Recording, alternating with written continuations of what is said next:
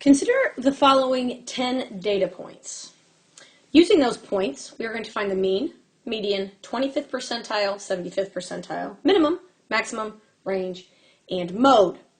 First, to find the mean is the average. So we are going to add all 10 points together.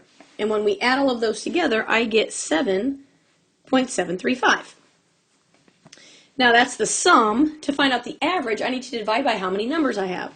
So I will divide by 10 because I have 10 numbers. Therefore, 0.7735 is my average. And I just took it to all the decimal places. You're going to want to make sure you pay attention to your rounding rules as specified in the problem that you're working on. Now to find the median, the 25th and the 75th percentile, we need our data to be in order least to greatest. So you can see that I put my 10 data points in order least to greatest, and you always want to double check. Make sure you have the same number of numbers. It's easy to drop one when you're reordering them. So always double check and make sure you have the same amount of numbers. Now the median is found by finding the middle number. So I'm going to use what I call the slash method, and that means I take the smallest and the biggest and I take them out. And I work my way in until I find my middle number. So you can see in this case, I actually have two numbers in the middle. I have an even number to start with, 10, which means there is no one number in the middle.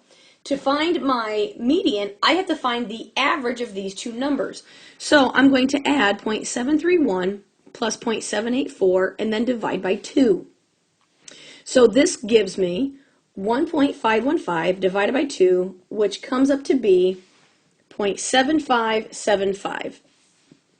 And the way I mark that, I put a vertical line between these two numbers. Because neither one of those is actually my median actually falls in between those two numbers.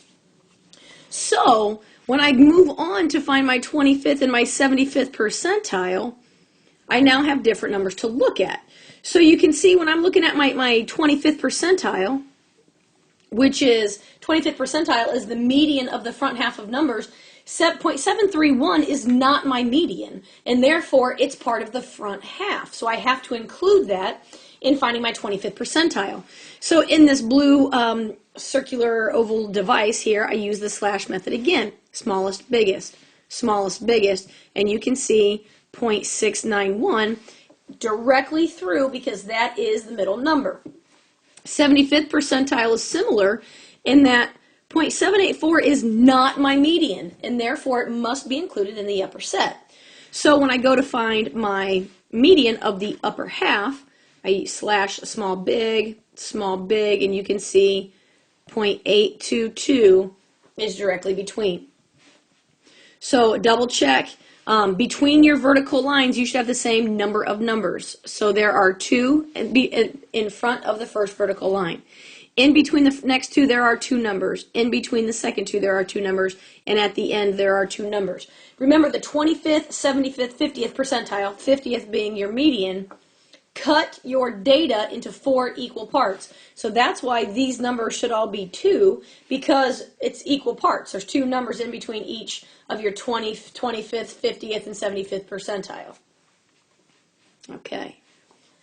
To find the minimum, maximum, range, and mode, it is easiest to have your numbers in order least to greatest. So you can see I have the same 10 numbers in my data set there.